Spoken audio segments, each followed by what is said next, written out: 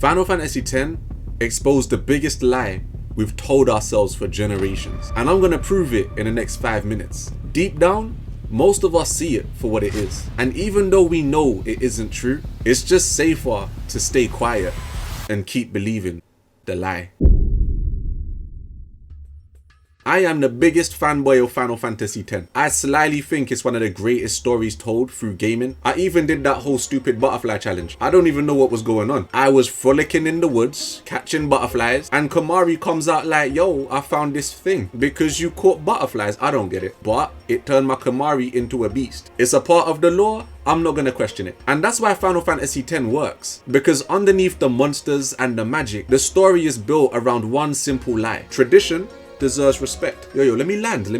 Tradition deserves respect. What do I mean by that? How could that possibly be the biggest lie? Tai, you are disrespectful and should be swiftly tarred and feathered. That was a traditional punishment used in the 1700s. Tradition doesn't mean good, it just means old. And the longer something survives, the harder it is to question it, because questioning tradition feels dangerous, which leads us back into Final Fantasy and the comforting teachings of Yevon. That's correct, my child, the reassuring embrace, the loving doctrine that keeps Spira safe for now and forever. Praise be to Yevon. They was a bunch of wackos, bruv. How could I be running around Spira watching a giant fish delete cities, but if I use any technology, I'm the bad guy? That one dude in Spira that created the abacus?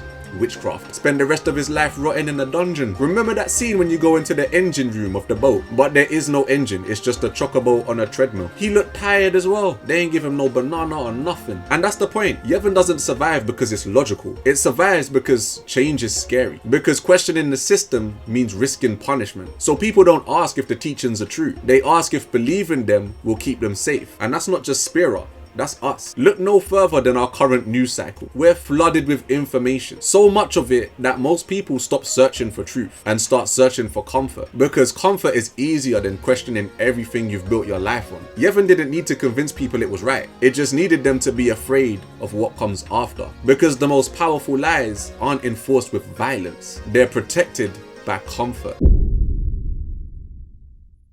Yevon survives purely because people are afraid of change. How many of you wanted to slap Waka when he was still defending those crooked old hags? Bruh, like, the whole party was sad when that Kinnock dude got. I was like, man, throw that man's body off the edge. Dude was a snake. At least Seymour came through like, fam, I'm gonna be the strongest Guado in the land. Yuna's gonna be my wife. And then we gonna superplex Sin off the top rope. Already killed my father. Light work, daddy. He rejected traditions and got the closest to you, Yevon. He saw the system for what it truly was. A cycle built on fear, not truth. People in the real world do the same thing every day. We follow rules, obey norms, and accept lies. Not because they're right, but because questioning them is uncomfortable. Look around in the real world. We just accept that giant corporations sell junk food cheaper than healthy food, that soft drinks are packed with sugar, and there are no alternatives other than tea or water. And those soft drinks, engineered to be just as addictive as cigarettes. But nobody bans them, nobody bats an eye. Imagine giving your 5-year-old a cigarette and filming it for TikTok while the adults laugh and call it cute. Because I've seen videos of babies given certain sugary drinks and their eyes instantly spark up because of all of the sugar. Anyways, my bad. Final Fantasy X, that's why you guys are here. Yevon tells you traditions must be followed.